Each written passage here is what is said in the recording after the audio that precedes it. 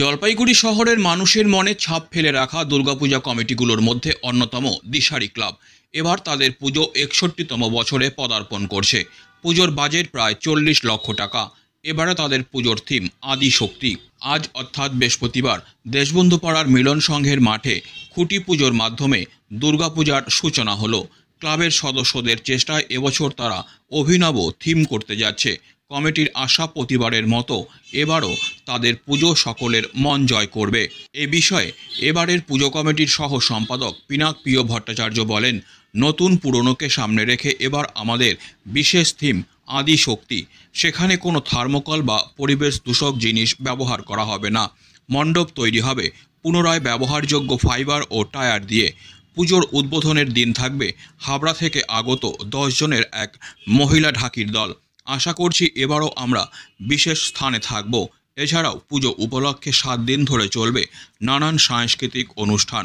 সব মিলিয়ে জমজমাট হবে দিশারি ক্লাবের এবারের দুর্গাপুজো বলে বিশ্বাস পুজো কমিটির।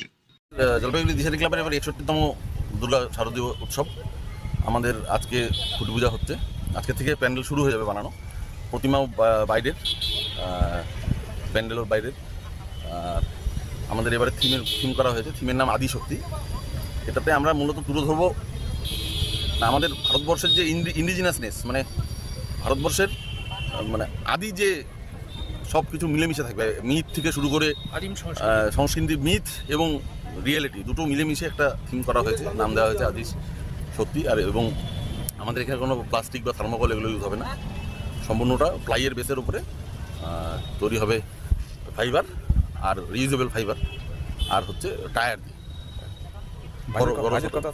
আমাদের বাজেট তো ওইভাবে হয় না, ওই ধরে রাখো সব মিলে মোটামুটি 40-এর আশেপাশে। প্রতি বছর তো একটা স্থান থাকে আপনাদের। হ্যাঁ, তো এবার কি? এবারও আশাবাদী আমরা আশাবাদী। আমরা তো সবাই আমাদের পুজো কমিটি সেক্রেটারি, আমাদের ক্লাবের সিনিয়র সদস্য, সব পাড়ার লোকজন আমরা। তো আশা করি আমাদের মানুষকে আমরা আবার এন্টারটেইন করতে পারবো আর কি, মানুষ পছন্দ করবে, এটা আমাদের আশা। আমরা তো প্রাইজটা পাই তো সেকেন্ডারি, আসল উদ্দেশ্য আমাদের মানুষ যাতে এসে উপভোগ করে, সেটা আশা করি এবারও সম্পূর্ণভাবে উপভোগ করতে পারবে মানুষ। এবং তার পাশাপাশি 7 দিন সাংস্কৃতিক অনুষ্ঠান সবই থাকবে। মহিলা ঢাকির একটা টিম থাকবে, 10 জনের একটা টিম থাকবে মহিলাদের। ওরা মচলন্দপুর হাবড়া। প্রতি বছর তো কার্নিভাল নিয়ে একটা গত বছর থেকে গত বছর আমরা ফার্স্ট হয়েছিলাম। আমরা গত বছর চা, জলপাইগুড়ি জেলার অবিচ্ছেদ্য অঙ্গ চাকে আমরা ডেপিট করেছিলাম। চা আমাদের থিম ছিল, সেটা আমরা গত বছর প্রথম হয়েছিলাম। এবছর আমাদের থিম থাকবে ইন্ডিজিনাস, যেটা বললাম আমাদের আদি শক্তি, আদি ভারত, সেই রকম কিছু একটা থিম আমরা করবো নিশ্চয়ই। Disclaimer. This channel may not promote any violent, harmful or legal activities. All content provided by this channel is meant for an educational purpose only.